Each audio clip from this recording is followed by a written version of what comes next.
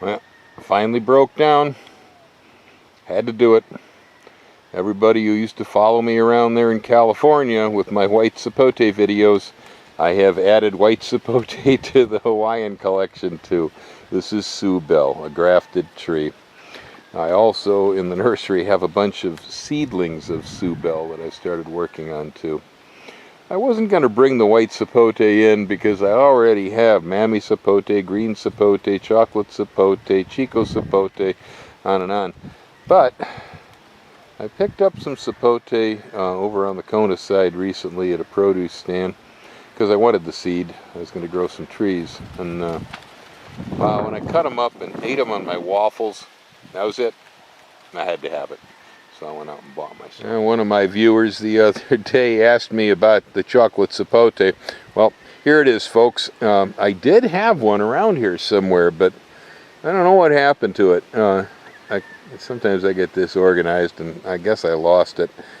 Who knows? Somebody I brought in here to help me weeded it out. God knows. But anyway, here's a new one. It is about the size of my pineapples over there, but growing well and looking real pretty.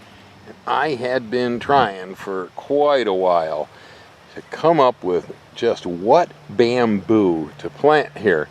Kind of nervous about bamboos. They are not my favorite plants simply because some varieties really get out of control. But I am the sort of a guy that if you give me a reason why I can use that plant, I'll put it to work. Well, I need bamboo here for stakes, supports, trellises. In this case, this is a purple Himalayan timber bamboo that not only makes nice stakes for plants, but it makes pieces of bamboo well plenty big enough to build houses with. And so it's a great big clumper. It doesn't run, so that's nice. It's going to be well behaved, and it can have the general back area of my land here. That's the fence line right back there, the brand new pig fence, and the neighbor's mess behind it. And so I think I'll probably dedicate this entire back corner to this bamboo, propagate it as it grows. It's got beautiful purple striped stalks. The shoots are edible, so this is a food bamboo. It makes timber size bamboo. Well, it's real pretty. So I think I'm gonna like this one. I think I made a good choice. Found it with a bamboo specialist over at the Hilo Nurseryman's show a while back. Here's a row of pineapples that Ellen planted last year. Aren't they beautiful?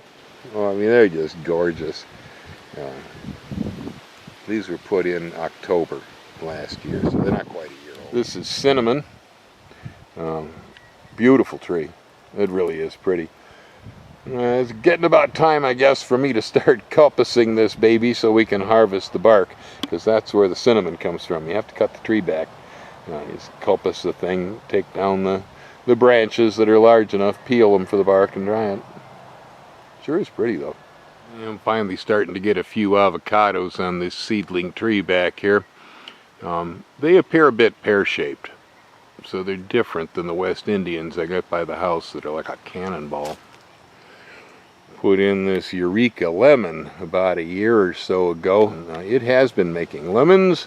We have one right there. Beautiful little Eureka. This is Ellen's favorite lemon. She's upset because I planted the thing about as far away from the house as you can go. She's got to walk too far to get the lemons. I guess I'll have to propagate one and move it closer, but it does well here. I'm getting a lot of fruit for such a young tree, and this was only like a 2 or 3 gallon bag.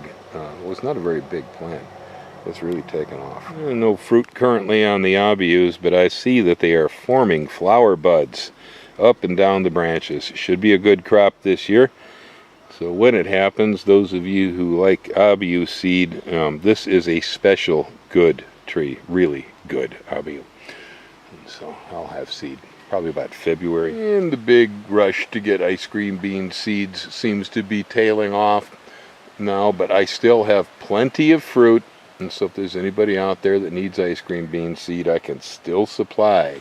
Over here on the boundary line between me and the neighbor, we had one heck of a jungle going on in here. It was up in the trees, it was everywhere.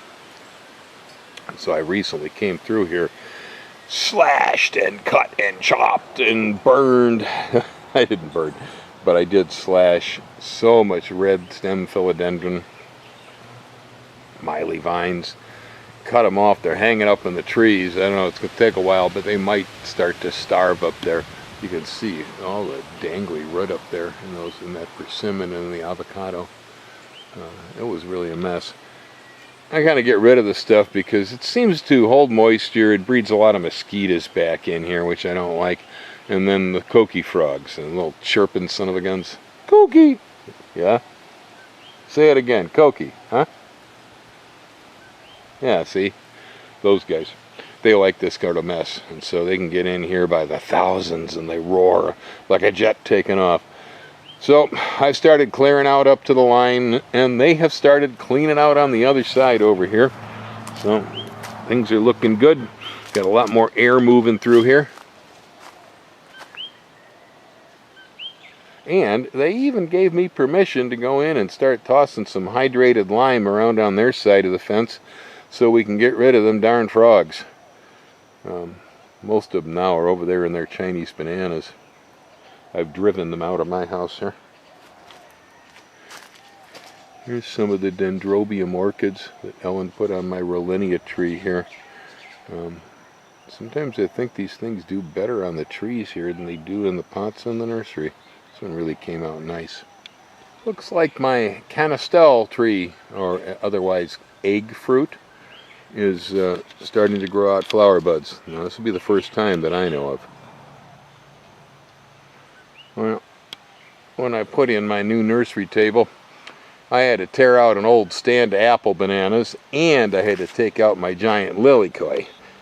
And so I've moved it all up the hill. There's the giant lilycoy over there. I get cuttings of him. He's growing up on a vivy trellis, or strawberry guava wood trellis that I constructed. And over here I turned the one apple banana clump into, oh, I don't know, 15, 20 banana plants, growing happily over here with the marigolds running wild. Ellen recently bought herself a cardamom plant right there. It's a lily in the ginger family. It's the seed pods that we use. This cucuy nut is just ridiculous. It creates beautiful compost, okay, and massive shade fast. Any of you who are in tropical locations and need a plant that will really put it on. You see, this tree here is definitely large enough that a person could build a tree house in it. And the tree was actually a seed in 2009 that my son and I picked up.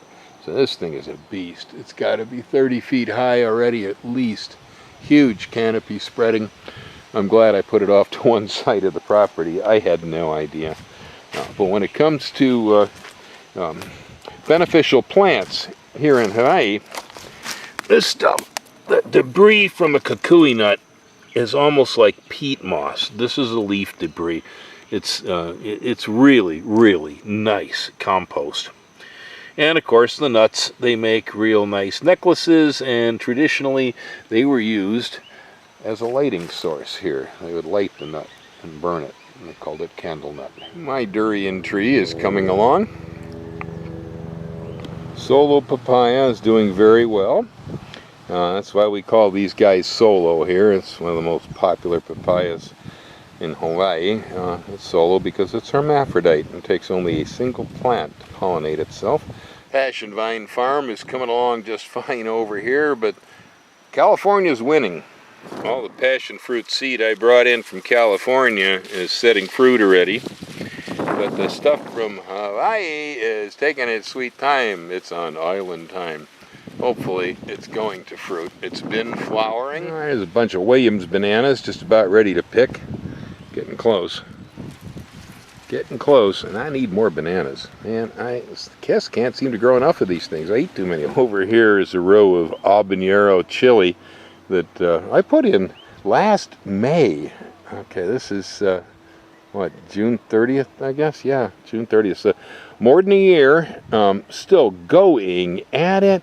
We just got in here and stripped all the ripe fruit the other day and put it in the dehydrator. So if there's anybody out there that needs dehydrated habanero, we got it. Man, I mean, Hawaii's climate apparently it just loves this pepper because it has showing no signs of quitting yet after a year in the ground.